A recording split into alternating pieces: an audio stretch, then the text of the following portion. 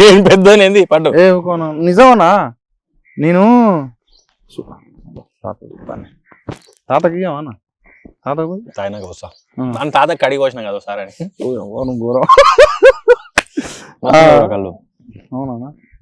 అయితే అన్న పెద్ద అంటే నువ్వే అన్నా. నేను కూరగాయల కోసం పోయినా, ఫోన్ వచ్చింది. ఎవరో కొత్త, నీ నెంబర్ నాకు ఫీడ్ లేదు కదా. ఫోన్ హలో అన్న ఎవరన్నా అంటే నువ్వు తిరుగురాను అంటే తిరుగురాను అసలు నాకు షాక్. అసలు అన్న నిజం చెప్తాను, కూరగాయలు పొద్దుటిలే నువ్వు చేసింది. అమ్మ నేను ఘోరంగా షాక్ అయినారే అన్న చేసింది అనుకున్నా. మేకప్ వేసుకొని అప్పుడే షార్ట్లోకి పోతున్నా పొద్దుగా. అది పక్కా పెట్టు కానీ ఏంది మంచి ఘోరంగా చేస్తానుగా. పాపం ప్రతాప్ అనుకుంటా. అసలు నేనేం వేస్తున్నా స్వామి, ఏదో నాకు తెలిసింది మాట్లాడుతున్నా. లేదు అసలు ఘోరంగా అప్పటికంటే ఇప్పుడు అసలు ఘోరంగా నాకు ఇది రాదు అది రాదు నాకు అది రాదు. ముచ్చట చెప్పు అన్న. స్టేజ్ మీద నిలబడి అన్న గట్టిగా మాట్లాడితే నాటకం అయిన తర్వాత నాకు నిలబడి దండం పెట్టి నీకునే రాదు నాటకానికి వచ్చిన వాళ్ళకి అన్న. అసొంటిది స్టేజ్ మీద నిలబడి తోటలు కొట్టుడు మీసాలు ఇప్పుడు అంటే నాతో ఏడవుతుంది కాదు. సరే ఇక ఆడ నిలబడి ఇక కష్టాలు లేని మనకి ఏమంటారు, వ్యవసాయం చేసడానికి ఉంటుంది, కంపెనీలో పని చేసడానికి ఉంటుంది, ఆర్మీ జవాన్కి ఉంటుంది. అందరూ చేసేది కష్టమే, అందరి జీవితాల కష్టాలు ఉంటాయి. మనం కూడా స్టేజ్ ఎక్కి మనమే ఏదో వింత జీవులం, మనం చూసిన కష్టాలు ఎవరు చూడలేదు అన్నట్టు మళ్ళీ ఆడ పోయి ఏడవలేం కదా.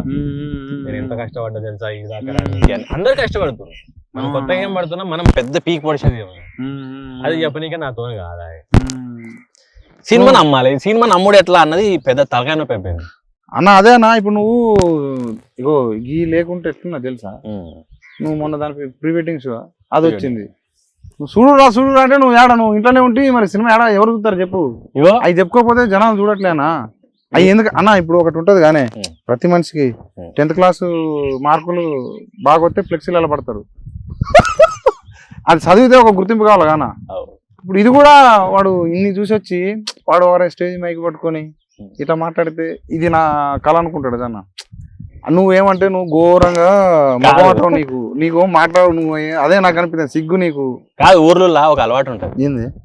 ఇప్పుడు ఒకరింట్లో కూరకు అమ్మ లేకపోతే పక్కన ఇంట్లో జర గిన్నె తీసుకొని జర కూర వేసుకొని వచ్చుకొని కలుపుకొని తింటారు. అవునవును, అది అలవాటు కామన్. జర కూర వేవా అని నేను అట్లా కూరాడు కూడా నాకు సిగ్గాయి ఉపాసం ఉంటుండే. అంటే నా బాధ అర్థం చేసుకొని మా అమ్మనో మా అక్కనో పోయి తెచ్చియాలి తప్ప నేను అడగను. ఉపాసం ఉంటుంది తప్ప కూరనే అడగను. సినిమా అవకాశాలకి అంతనే ఇబ్బంది పడ్డా.